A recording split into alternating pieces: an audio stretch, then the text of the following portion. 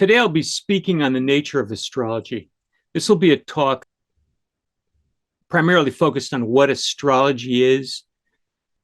There'll be some discussion of theory, how it might work, how it fits into the world of science, and how it might be used.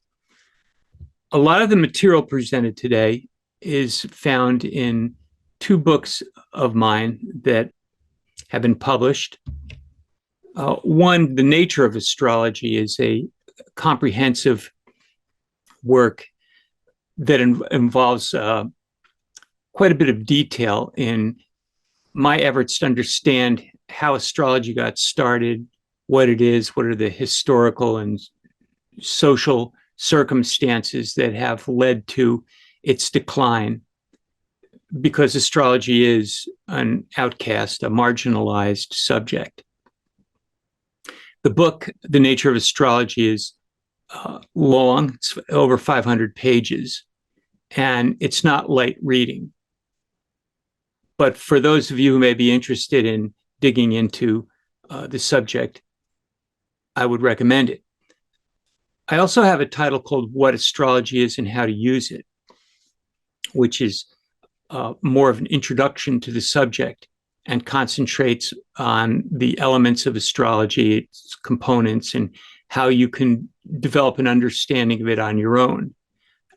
What astrology is as a useful subject to enhance your life. The first book is published by Inner Traditions, that's The Nature of Astrology, and What Astrology is published by the Wessex Astrologer. Now, the first question I want to raise is exactly what type of subject is astrology? And I'll be saying a lot about that in the first half of this talk. The second half, I'll be talking about how does it work, or how do we think it works? Now, astrology has been defined by many people as an art, a science. A debate between whether it's an art or science has been going on in the astrological community for many years. Some think it's a form of divination, and in fact it was. Over 2,000 or 3,000 years ago, it was considered a type of divination, along with things like the flights of birds and analysis of livers of sacrificial animals. That was done in Mesopotamia and in Rome. Some define astrology as a historical artifact, a pseudoscience that went off the rails and is no longer relevant. In regard to how it works, there are all sorts of suggestions. Some people feel comfortable with it operating on a completely magical level, and some look for causal connections, and some look for something in between. Resonance, for example. Resonance could take place in a physical medium, but maybe not. So I'll bring some of these topics up during this lecture and see how they fit into the overall picture of a definition of astrology that's useful. Now, traditionally, astrology was defined by having two primary components. The definition was put out very clearly almost 2,000 years ago by the Greek scientist Ptolemy, who was considered perhaps the greatest scientist of the ancient world. And he's associated with with the model of the solar system as geocentric. He had worked out all the mathematics of it, and the math worked pretty well. So a lot of people didn't question it. It was useful. It could predict where the planets were going to be in the future. Not quite perfectly, but close enough. Ptolemy also wrote on other subjects as well, geography and optics.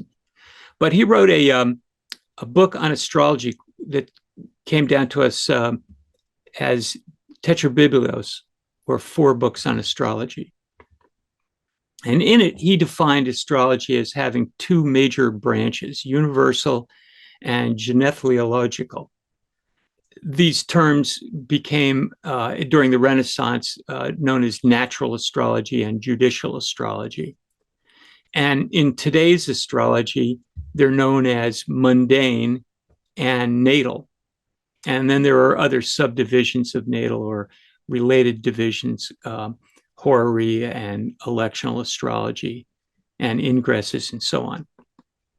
But in general, the first category, natural astrology, is concerned with nature, with things other than people, or perhaps involving people when people are in a group.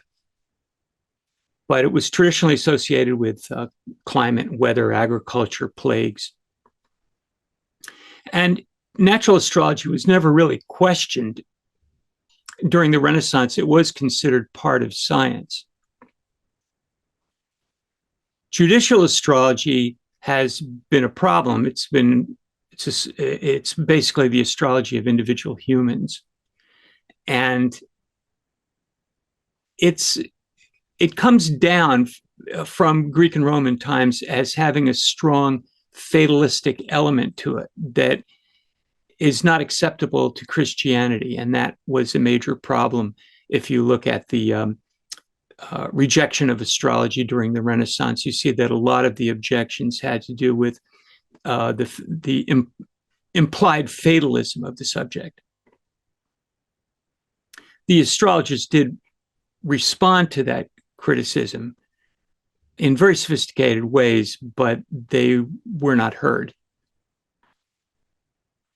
I mention here medical astrology. That's an odd branch. It has a concern for the health of the body, and it relates to herbs, the classification of herbs and treatments and so on.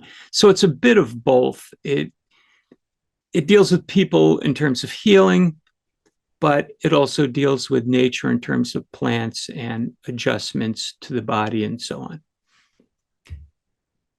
But these 3 categories outline the entire field itself.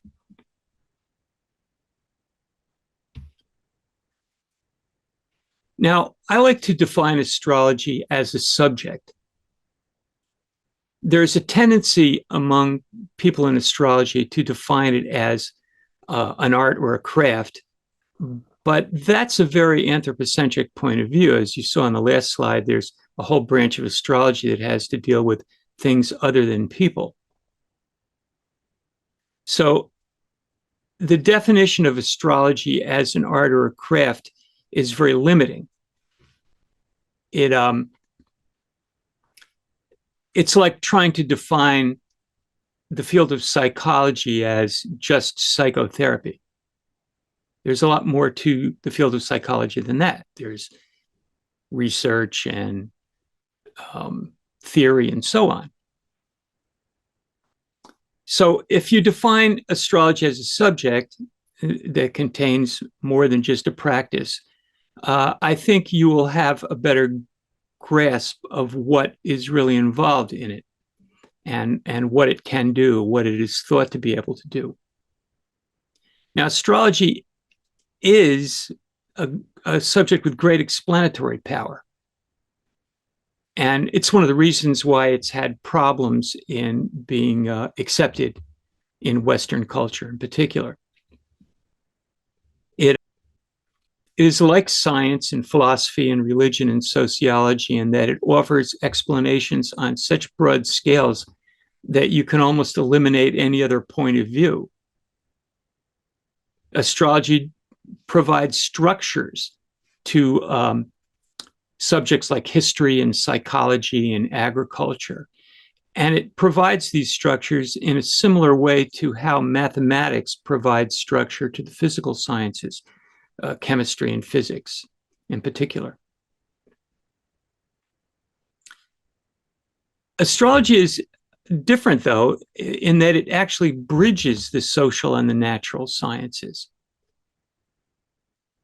You can have, as you'll see later on, investigations into nature using astrology that would be very appropriate in fields like meteorology and climatology. Yet at the same time, you can do investigations into people and social systems with astrology. So it's very broad-based. Again, I think the explanatory power of astrology is both its strength and a source of its problems with other subjects. It got into quite a bit of trouble with religion when it began to explain the rise and falls of religions. Some astrologers came up with charts for Jesus Christ. This was unacceptable. The idea of astrology as a taxonomic framework is important because what astrology does is organize information, organizes the world around us, and it uses a language or a set of symbols properly that group together concepts and ideas in very particular ways. And if you don't learn the language, you don't understand astrology. It may not make sense. And so this is another key point, and one of the problems astrology's had to face. The symbol system of astrology is quite complex and really very sophisticated, and it can cut to the chase in many situations, especially in terms of history and psychology and sociology, meteorology, and agriculture. Take history, for example. Astrology can map out historical cycles very well and can describe a period of time in history as characterized by, say, a Pluto-Jupiter-Saturn conjunction like the one that occurred in 2020 as being a time of social constraints and issues regarding the power of government. So there's a great use for astrology in these subjects, but it is not at present used because astrology is a marginalized subject in the world that we live in. Just an outline of what I think astrology as a subject might include. You have the history, which is quite deep and has actually been worked on in recent times, particularly the Hellenistic and Roman and medieval astrologies, which some people call classical, has been developed. And well, let's put it this way: the translations have occurred, and techniques have been tested and worked with, and a lot of it has been put into practice.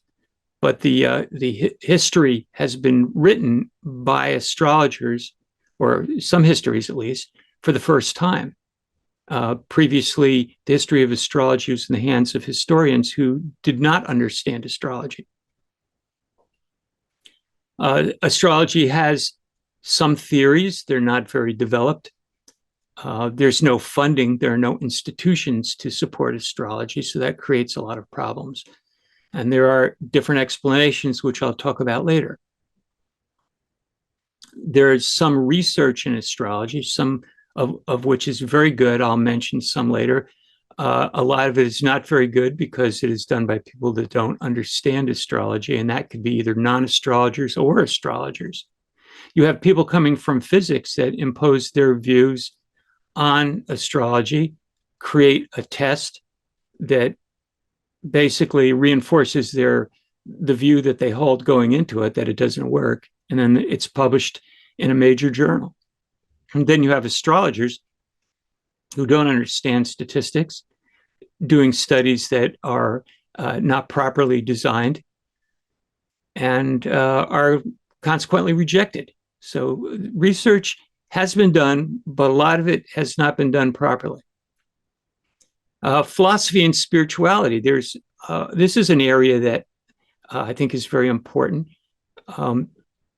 Philosophy of astrology, you could go back to Stoicism, which offered some insights into how astrology might be used. The Stoics are very concerned with divination and saw it as a proof of the living and conscious nature of the cosmos.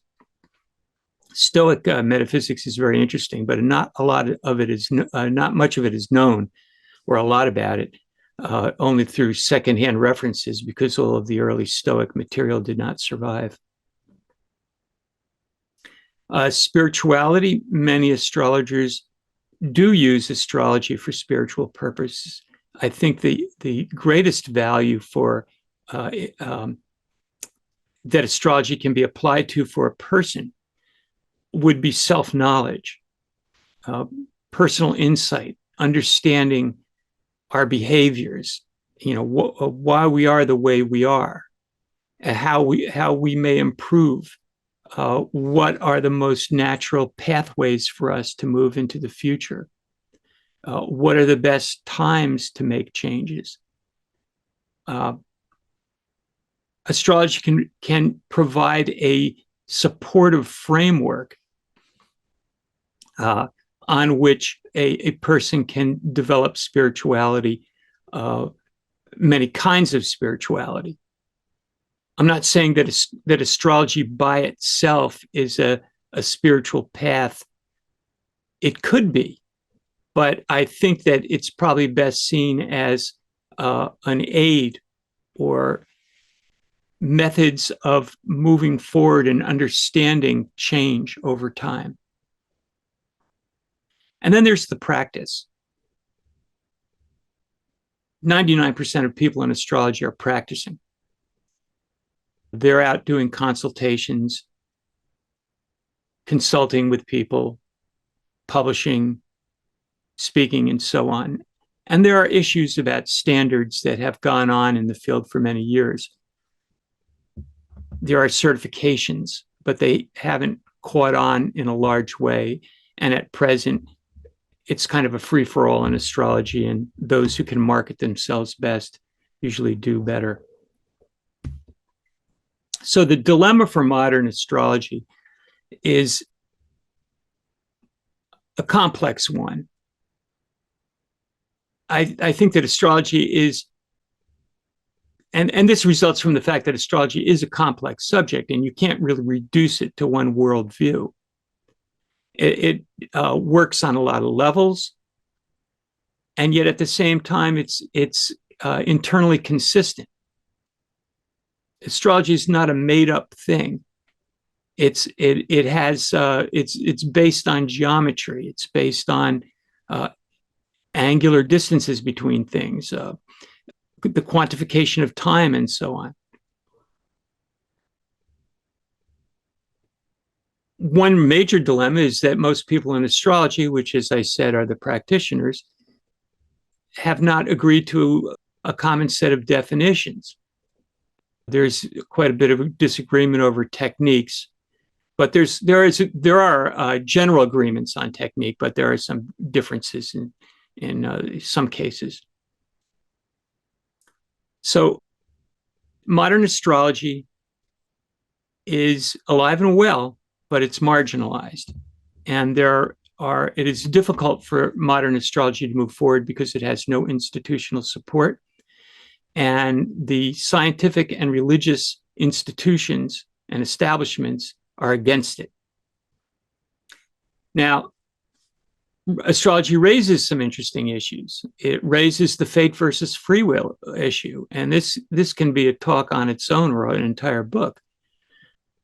In my view, astrology is as much a deterministic factor in someone's life as genetics and childhood upbringing. All three contribute. And so all three are pushing us forward within relatively narrow frameworks. And so our free will is actually a lot more limited than most people think it is. When a champion athlete or artist, performer says that just believe in yourself and you can make anything happen, that's not really completely true. You can make a lot of things happen, but you can't do anything that you want, maybe if you had 1,000 years. But in our society, we like to believe that the individual has free will, and this supports a lot of the political philosophy that we operate within. And as I mentioned before, because astrology can map out the rise and fall of religions, religion doesn't like it. In regard to psychological insight, I think astrology is terrific. I think it maps out human nature and behavior a lot better than psychology. It uses the symbol system that I was talking about earlier to its detriment. I'm not saying that astrology should give up its symbol system, but I'm saying that because it uses a symbol system that, for example, people in psychology don't know, the transfer of information between the subjects is not very good. So there's some difficulties there, but I think as a typology of human nature, I think astrology can't be beat. There's the issue of responsible uses. Should information about individuals be private? Should insurance companies use astrological data? This still isn't completely settled. There are codes of ethics that responsible astrologers use. Because there are no strong and big institutions, they're not enforced. And the construction of reality, using astrology as information in assessing what's going on internally, for individuals, or externally for the entire species.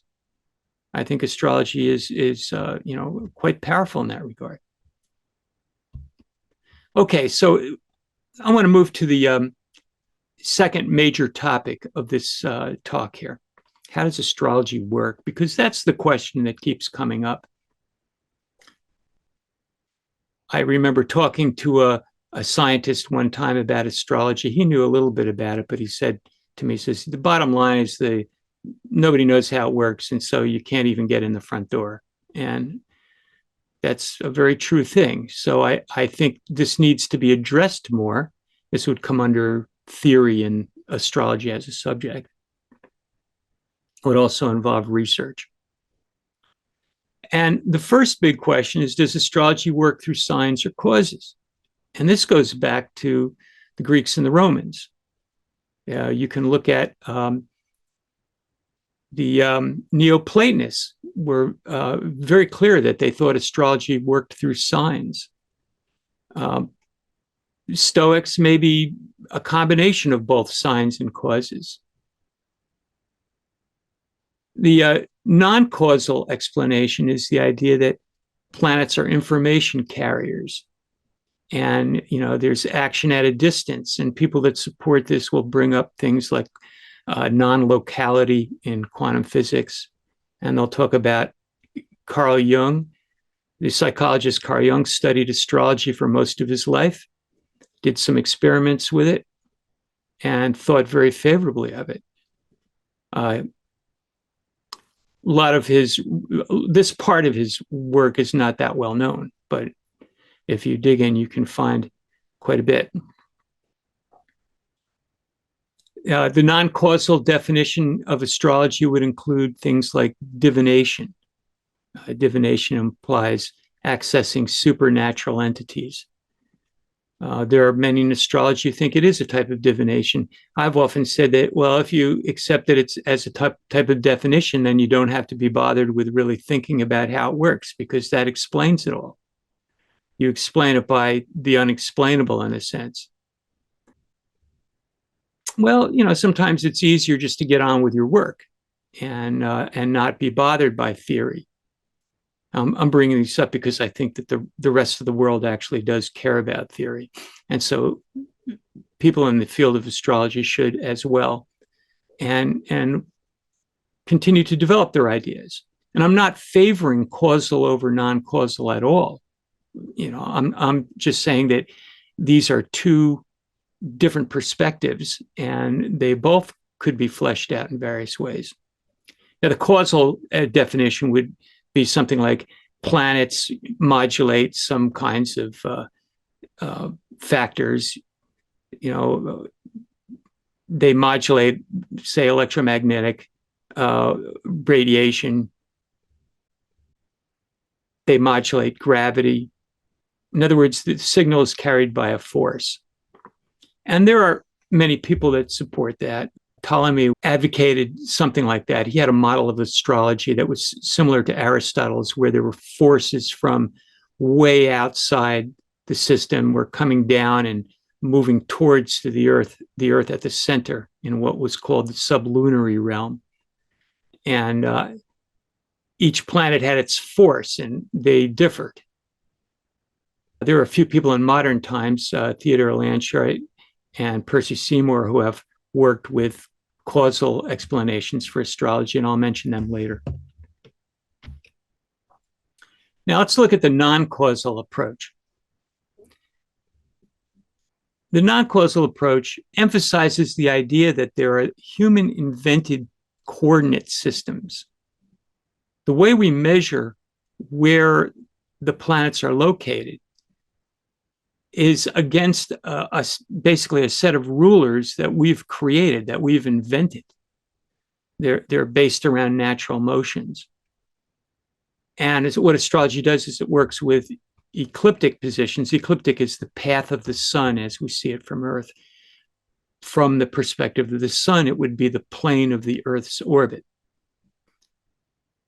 But aside from that, there are so many abstractions in astrology that we work with that you could say a large percent of it is human imposed on nature. But if you're going to survey something, you have to start somewhere, and where you nail down that first stake is a choice. So if that's the case, then astrology could be said to be more of a mapping of space using the human imagination. So then the astrological chart can be seen as a model on which a dialogue between humans and the world of nature can be based. So, in other words, the human mind imposes a grid on the astronomical world around us and develops a dialogue with it of some sort. Now, this all, presumes what might be called a monistic idealism, a philosophical view, an ontology, a basic set of assumptions that the universe is more conscious, is consciousness rather than material, or it's more conscious than material, or it's both. But if you just take it that the universe is all consciousness, then that's a monistic idealism. If you take it that it's a combination of physical things, material things, and consciousness, then that would be a kind of a dualism.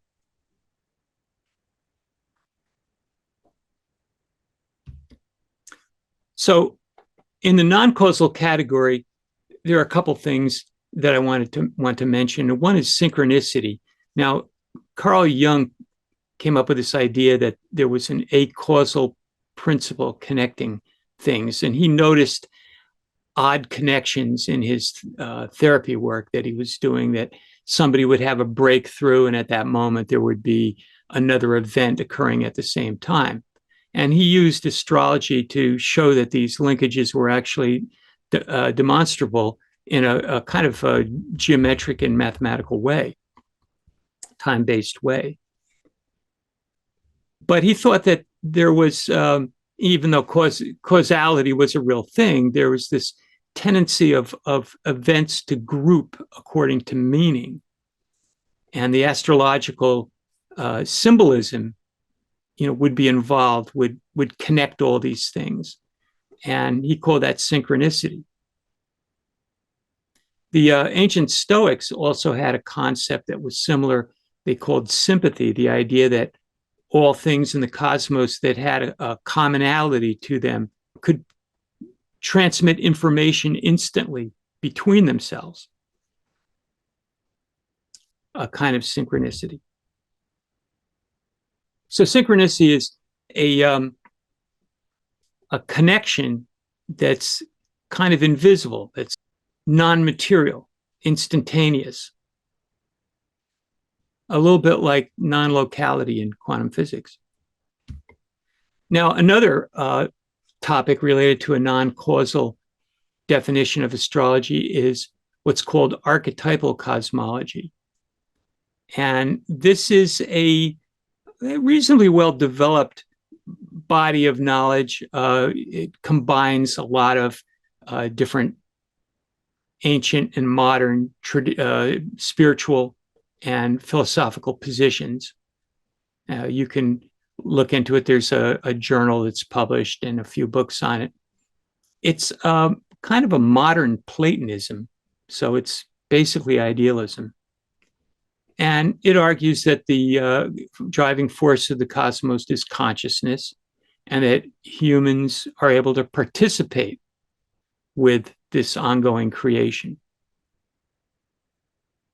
That idea of participation is very important in not only archetypal cosmology, but it's very important in a lot of ways in understanding how limited the physicalist worldview is, because it doesn't allow for participation. But there are a lot of things that we experience, like, moments of great ecstasy and, being lost in the music or something that really show that we are participating. The other thing is that in archetypal cosmology is teleology, the idea that there's intention and purpose in nature. And in biology and science, evolution is just change over time, adaptation to changing environments. But in the perspective of archetypal cosmology, evolution is progress, there's a purpose. It's moving towards something, greater wholeness. So these are ideas that I think are familiar to a lot of people, certainly in Theosophy. And this would be one direction in which an understanding of how astrology works might be pursued. Now, there's a few things I just want to mention before I go into causal connections. And we have to realize that the components of astrological methodology are really quite real. Now, the zodiac is photoperiod. Now, photoperiod is the alternation of the length of day and night ratio over the course of the year. So in the summer, you have, at least in the northern hemisphere, you have long days and short nights. And there's a steady ratio here. And the zodiac, the modern zodiac that's used, it's called the tropical zodiac. It's not based on the constellations at all. It's based on, it begins at the vernal equinox, and it's linked to the seasons. So the zodiac is a way of depicting seasonality. If you use the constellations, you're doing what's called sidereal zodiac, and that's used in Vedic or Indian astrology, and also by some Westerners in schools, school called sidereal astrology. But they de-emphasize the zodiac generally and concentrate just on the planetary relationships. The aspects between planets, we talk about conjunction and sextile and square and trine and opposition. They're basically phase angles. So this is a very real thing. You think of this, the phases of the moon. This is what the doctrine of astrological aspects is based on. So it's a very real thing. The idea that the amount of light that we see on the surface of the moon, reflecting back from the surface of the moon, increases over the course of this first half of the lunation cycle and then decreases. This is all phase. In the case of the sun and moon and earth, it may have a lot to do with light. It has a lot to do with the light. But there are other phases between earth and planets. And these are incorporated into astrology as aspects. And then there's the houses of astrology, which map out the day and night parts of a birth chart, a chart it's calculated for a time, date, and place. And this is just a drawing looking south of the sun rising in the east and the moon setting in the west and Saturn culminating at noon. And what the houses do is basically divide up that arc. What we see from the Earth, from the geocentric point of view, is the rising and setting of planets.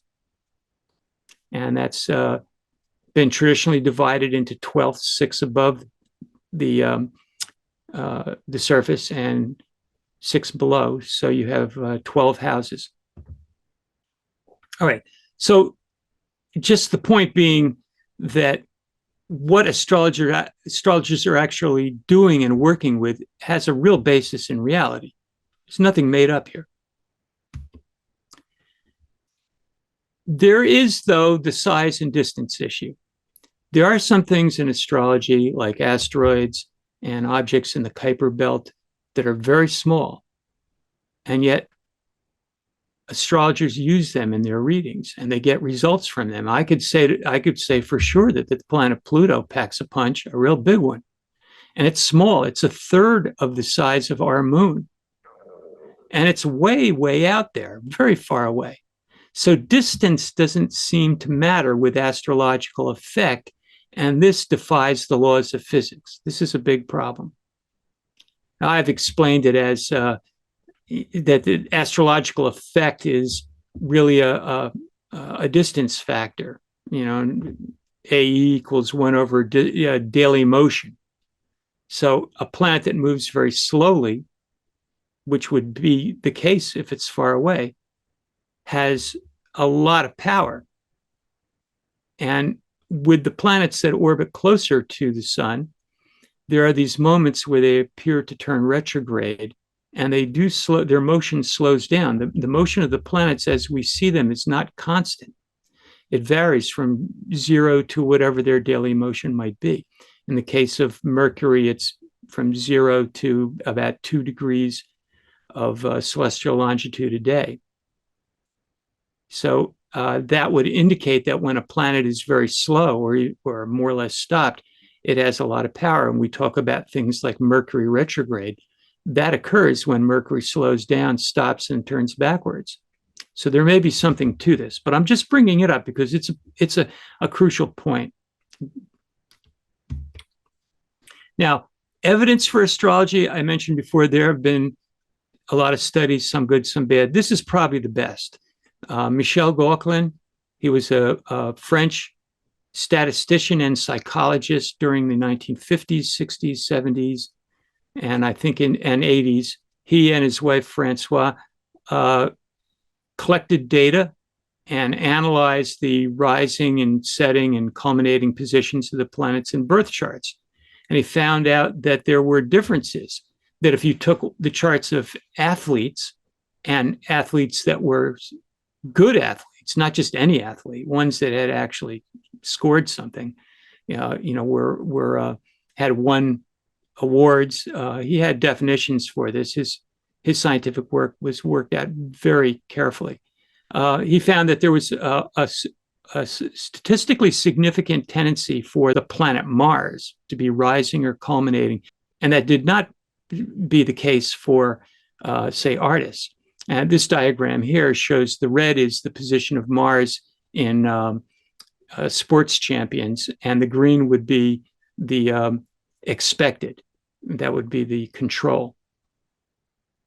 So his research is quite complex and thorough. He wrote many books on the subject, which you can find. And his work has been attacked continuously, and it still is being attacked, but it has never been shown to be faulty in any serious way. If you want to dive into this subject and Gauquelin's studies and its acceptance problem, I recommend a book called The Tenacious Mars Effect.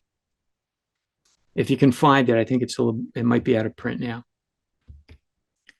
So astrology as a causal, having a causal mechanism, this would imply, at least on the surface, monistic physicalism or materialism, the idea that everything in the universe is physical. And naturalism is a little different. Naturalism is the position that everything is nature and we just try to learn as much about it as we can. And there may be a lot of it that we don't understand yet, but it doesn't necessarily have to be material. I would say most naturalists are kind of materialists, but it doesn't necessarily imply that. I consider myself more of a naturalist, a person that studies nature, and I have a high tolerance for ambiguity and uncertainty. I don't feel a great need to be completely sure of what I know. The world is too vast for me to grasp it all. So I use methods and I learn as much as I can. But my assumption as a naturalist is that everything is a part of nature, and we can understand it if we, or at least a lot of it, if we just keep working and looking and studying and observing. So from my perspective, a naturalist does not have to be require that something be nailed down with mathematical modeling and be completely tangible for it to be considered real. But most physicists do take that position. So of the causal mechanisms, we hear ideas. We have physical, where gravity and electromagnetic forces are affecting life. We have resonance, that there's like a hearing of the planets, and then there's biological. And I'll say a few things about each of these. So we do know that the sun is a powerful force, and it affects the Earth tremendously. The solar wind is blowing out all the time, and there are solar storms and flares. And the solar wind hits the Earth's magnetic field, which bunches up in front of between the Earth and the sun, kind of protects life on the planet. Because if we didn't have that magnetic field, we'd be fried. We wouldn't have life as we know it. And then there's a long tail of the Earth's magnetic field that goes back. So this is the physical reality, that there's a lot going on in space, and the Earth system is being affected by the sun all the time and in various ways, creating things like auroras, solar storms, and there have been blackouts. In 1859, there was the Carrington event. That's worth looking into, a big solar storm. If we have one like that, don't count. You better have your hard drive backed up. Here's Theodore Landscheid. He was a kind of a causal connection astrology researcher. He thought electromagnetism and gravity could be enough to explain astrology, and he thought that the sun and the planets function like an organism, that the solar system was exactly that, a system. Everything was connected, interconnected, and that the gravitational interactions of the sun and the planets were a big factor in modulating the effect of the sun on the Earth. Now, what he pointed to was the fact that the sun is not always, rarely actually, the exact center of the solar system. It is being pulled by the planets, particularly the big planets, Jupiter, out of the center of mass of the solar system. And so it actually orbits a point called the Barry system. And this diagram here shows the sun is the full yellow, and the lines, the arrow line with the dates shows where the center of the sun, the nucleus of the sun, would be located at those dates. So the sun wobbles about the center of mass of the solar system, and sometimes it makes these quick turns. And Landscheid thought that those quick turns were very important and that they disturbed the sun in various ways, which had effects on Earth's climate and effects on Earth's biosphere. I also want to point out that the astronomer Percy Seymour was very interested in this as well and wrote some books on how astrology could be explained using magnetism in particular. He was interested in, but also this idea that the sun is affected by the gravity of the planets, and that information is transmitted to the Earth. Percy Seymour also thought that the effects of planets on Earth itself directly were important. Now, the second causal explanation would be resonance. And this goes back to Johannes Kepler, one of the founders of modern astronomy. And he thought that the angular separations of the planets, that is, the aspects like conjunction, sextile, square, trine, opposition, and I pointed out before that those could be seen as phases of a planetary cycle.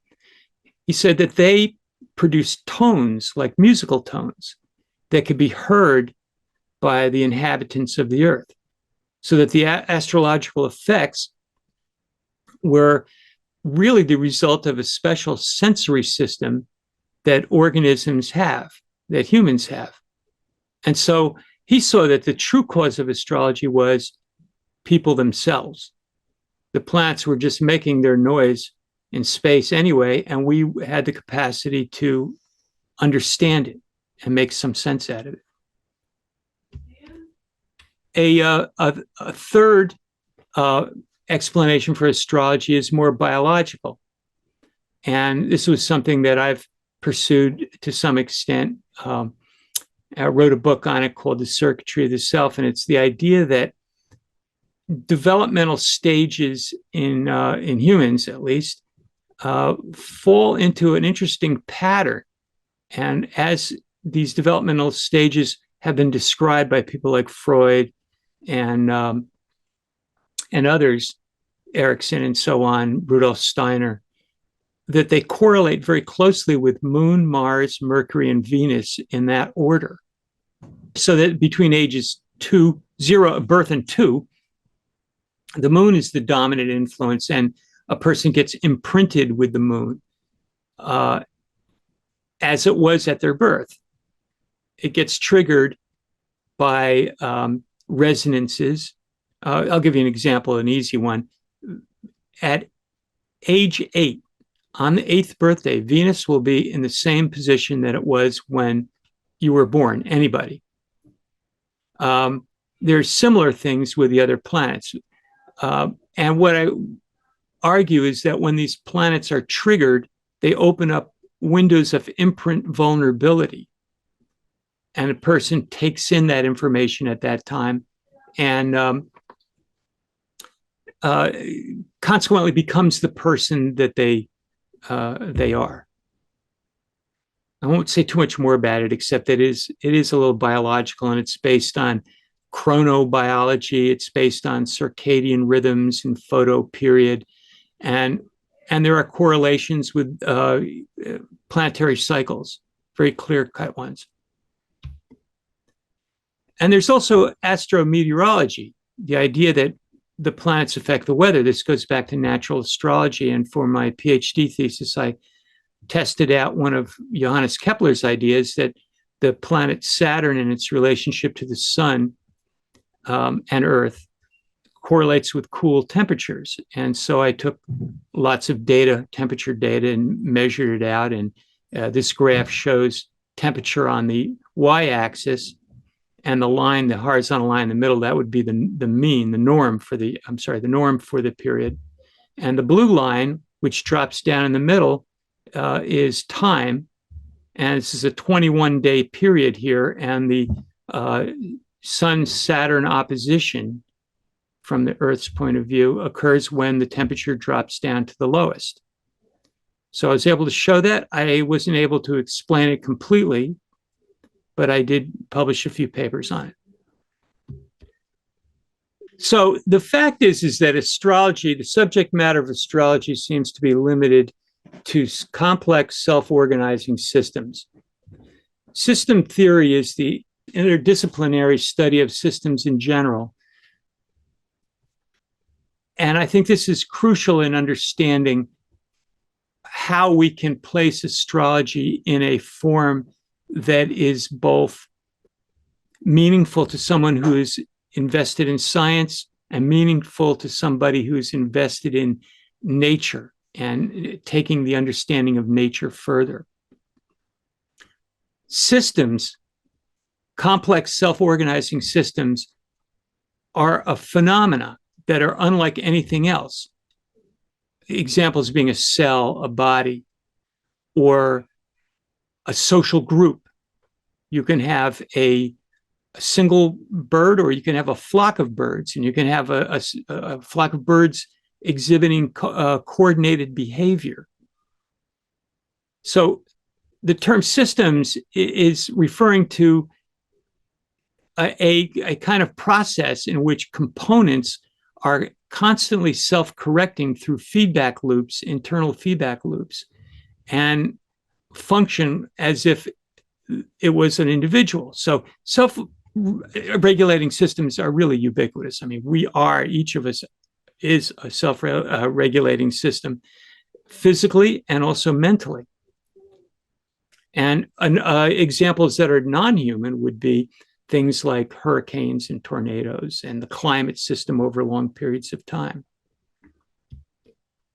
So here's an example of an animal cell which has many components in it. It has a cell membrane. It has components like the nucleus and the mitochondria, but it functions as a whole. Mitochondria were originally a kind of bacteria that were ingested by another kind, and they became symbionts. And then we have the human being with a nervous system and digestive and so on.